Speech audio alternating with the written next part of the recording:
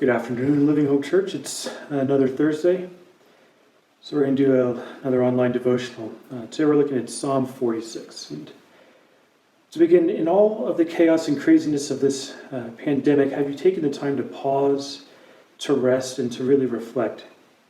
Have you been able to think about the Lord and how He is actively working in your life? The end of this psalm tells us to be still.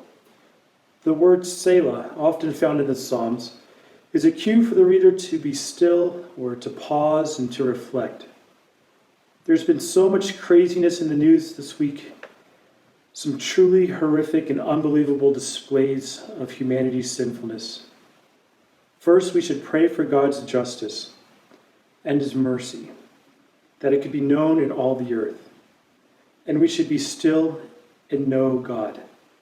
So let's look at Psalm 46. God is our refuge and strength, a very present help in trouble.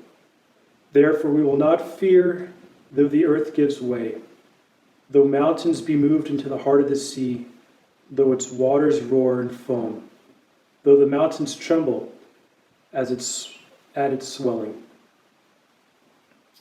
We should rest in God's refuge from earthly trouble. We often face troubles of various kinds of different degrees. Sometimes it might be physical, sometimes it might be emotional, it might be financial, or it might be spiritual. As long as we live, there will be things in our life that we wrestle with one way or another. The earthquakes, fires that ravage acres and acres of land, storms that toss houses around like toys, and disease that kills millions of people each year. Even in all the chaos of earth, God is our refuge. When your mind won't stop racing, trying to figure out what to do, God is our rest. When we feel weak, God is our strength. When we have every real reason to fear, God is our hope. When we experience real trouble, God is our help, a very present help. He's not distant or uncaring or unsympathetic or unable. God is able, and He is a very present help in our time of need. There is a river whose streams make glad the city of God, the holy habitation of the Most High. God is in the midst of her. She shall not be moved. God will help her when morning dawns. The nations rage, the kingdoms totter. He utters His voice, the earth melts. The Lord of hosts is with us. The God of Jacob is our fortress. Rest in God's promise of heaven. The city of God, or heaven, is a holy habitation of the Most High.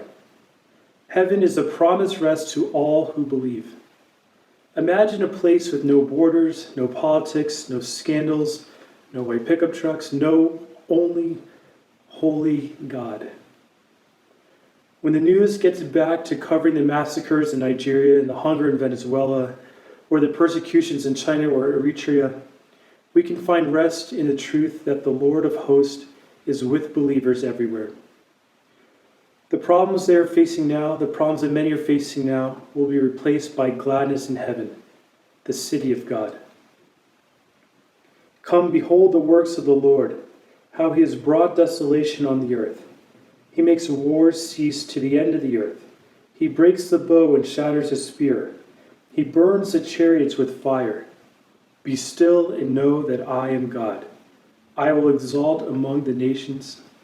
I will be exalted in all the earth. The Lord of hosts is with us. The God of Jacob is our fortress. We can rest in God, the King eternal. Kingdoms rise and they fall like tides. Promising politicians hang their hats on the uncertainty of public opinion. Scandals and suspicions taunt and haunt leaders the world over. In all of that, we can be still. We should be still. We're told to be still and to know that God is God. God is in control. God is sovereign. God is the eternal King. In the end, God will be exalted. Knees will bow before God. Nations will declare God as King. And this God, the eternal God, the God we serve, is a God that is with us. So in closing this week, good or bad, rest and know God. Whatever God allows in your life, rest and know God. When the course of your life changes unexpectedly, rest and know God. When you scan your news feed or glance at the network news, rest and know God. When you celebrate life, whether in birth or death, rest and know God. And when you can't even, rest and know God. So rest and give honor and glory to God, the King, invisible, immortal, the eternal.